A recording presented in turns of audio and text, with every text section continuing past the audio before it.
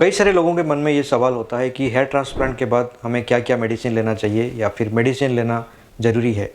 दूसरा, कुछ लोगों के माइंड में ऐसे भी होता है कि जब हम कंसल्टेशन करते हैं तो यही पूछते हैं कि हम नेट में देखा है मेडिसिन के बाद बहुत सारे साइड इफ़ेक्ट है, वीडियोज़ भी देखा है, तो मैं मेडिसिन नहीं लेना चाहता हूँ और मेरा ट्रांसप्लांट करवा दीजिए। तो इस बारे में हम डिटेल्स में डिस्कस करेंगे कि मेडिसिन का क्या रोल है हेयर ट्रांसप्लांट के बाद। पॉइंट नंबर 1, जो हमारा बॉल्डनेस है उसका डिफरेंट ग्रेड है। ग्रेड 1 से लेकर ग्रेड 7 तक होता है। सपोज़ आपका ग्रेड 3 बॉल्डनेस है जिसमें आपका फ्रंट एरिया में बाल चले गए, जहाँ पे मेडिसिन का और कोई रोल नहीं है, तो अपने सामने ट्रांसप्लांट करा दिया, इसमें आपकी अच्छी ग्रोथ हो गई। बट ट्रांसप्लांट का रोल वहीं पर ही है, वहाँ पर ही है जहाँ पे आपका रूट लॉस हुआ है। इसका आपकी बॉल्डनेस को रोकने के लिए उसका कोई रोल नहीं, आई मीन मेडिसिन का कोई भी रोल नहीं है आपकी ऑनगोइंग प्रोसेस ऑफ बॉल्डनेस को रोकने के लिए। अगर आप मेडिसिन नहीं लेते हैं, आपके जो एक्सटेंट ऑफ बॉल्डनेस कितना फास्ट ग्रो कर रहा है उसी हिसाब से हो सकता है कि 2 साल या 3 साल के बाद फिर आपके पीछे वाले बाल जो है वो चले जाएंगे, फिर आपको इन फ्यूचर सेकेंड सिटिंग कराने की ज़रूरत पड़ेगी। अगर आप वो चीज़ों को प्रिवेंट करना चाहते हैं, अगर आप सेकेंड सिटिंग नहीं कराना चाहते हैं, तो आपको मेडिसिन लेना बहुत ज़रूरी है, सो दैट सामने के हेयर जो है वो भी मेंटेन रहेगा और आपकी जो पीछे वाले जो आपके ओरिजिनल हेयर है वो भी बॉल्डनेस की वजह से लॉस नहीं होगा। सेकेंड पॉइंट, कई बार ऐसे होता है कि जो बॉल्डनेस है दैट इज़ नॉट कंप्लीट, कुछ एग्जिस्टिंग हेयर होता है। फॉर एग्जांपल, सपोज एक एरिया में टोटल नॉर्मली 80 to 100 हेयर हैं और आपकी बॉल्डनेस के बाद अभी बस 20 बाल बचे हैं। तो जब हम ट्रांसप्लांट करते हैं, हमारे टारगेट होता है कि ऐसे डेंसिटी दिया जाए सो दैट वो आपके स्कैल्प को कम्प्लीटली कवर कर दे, क्योंकि नेचुरल डेंसिटी हेयर ट्रांसप्लांट के साथ अचीव करना ऑलमोस्ट इम्पॉसिबल है।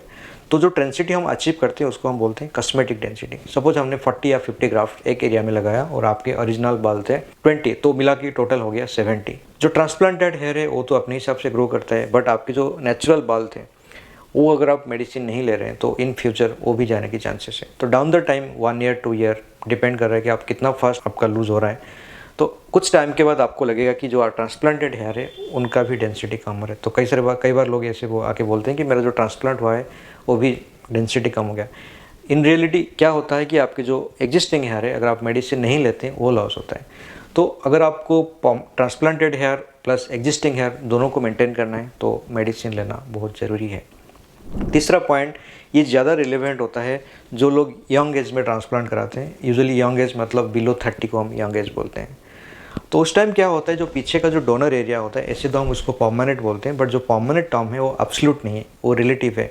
कई बार हमने ये ऑब्जर्व किया कि जो पीछे का जो डोनर एरिया है, सपोज ये इतना वाइड है and when you are like 27 और 28 ईयर्स, धीरे धीरे जैसे आपका एज बढ़ता जाता है दैट कैन श्रिंक, नीचे से भी पतला होता है, ऊपर से भी पतला होता है, जिसको हम बोलते हैं रिवर्स बल्डिंग। जो नीचे वाला एरिया पतला होता है उसको हम बोलते हैं रिवर्स बल्डिंग।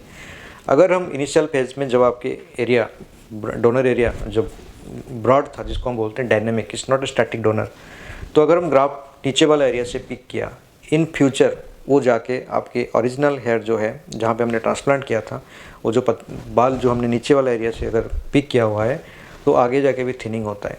तो अगर आप मेडिसिन बीच बीच में लेते रहते हैं तो ये वाला चीज़ें जो है वो आपके साथ नहीं होगा, आपके ट्रांसप्लांटेड हेयर के जो वॉल्यूम है वो भी मेंटेन रहेगा। चौथा पॉइंट ये है कि जब हेयर ट्रांसप्लांट करते हैं हम एक बोलते हैं कि कंसेप्ट ऑफ डोनर डोमिनेंस, मतलब जो पीछे का जो परमानेंट नॉन बॉल्डिंग हेयर जो है जिसको हम सामने लेते हैं, it behaves like a permanent hair. But जैसे ये जो बॉल्डिंग एरिया में जो हमने परमानेंट हेयर लगाया, जो बॉल्डिंग एरिया का जो प्रॉपर्टी है, वहाँ की जो वेस्कुलेचर है, कई बार ऐसे होता है कि वो भी आपके ट्रांसप्लांटेड हेयर को अफेक्ट करते हैं, जिसको हम बोलते हैं long term thinning of your transplanted hair.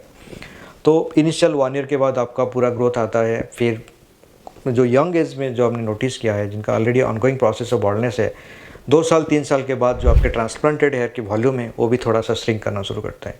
Suppose हमने एक एरिया में 50 बाल लगाए, रूट 50 रहते हैं बट उसका हेयर का थिकनेस धीरे धीरे कम होता है, तो इसको हम बोलते हैं रिसिपिएंट कोडोमिनेंस और रिसिपिएंट इन्फ्लुएंस। अगर आप मेडिसिन बीच बीच में लेते हैं, जिसको हम DHT blockers like commonly prescribe finasteride, dutasteride, ये मेडिसिन अगर आप बीच बीच में लेते हैं तो ये भी आपकी लॉन्ग टर्म थिनिंग को प्रिवेंट करता है और आपके जो ट्रांसप्लांटेड हेयर है उसका भी डेंसिटी एंड वॉल्यूम मेंटेन रहता है। सो इन जनरल अगर आप हेयर ट्रांसप्लांट के लिए प्लान कर रहे हैं, आप बिफोर प्लानिंग आप आपके जो हेयर ट्रांसप्लांट सर्जन है उनके साथ ये सब चीज़ें डिस्कस कीजिए। You have to realise the importance of medical management, जो कि आपके एग्जिस्टिंग हेयर को मेंटेन करेगा प्लस आपके ट्रांसप्लांटेड हेयर को लॉन्ग रन में उसका डेंसिटी भी मेंटेन होगा। कई सारे मिथ्स, मिस इन्फॉर्मेशन ऑनलाइन में है, यूट्यूब में है, वीडियोस में है, so called micro influencers, YouTube influencers के द्वारा जो किया गया है, ये कई हद तक फैक्ट नहीं है। ये मेडिसिन काफ़ी सेफ़ है अगर हम अंडर सुपरविजन ऑफ डर्मेटोलॉजिस्ट लेते हैं। Thank you.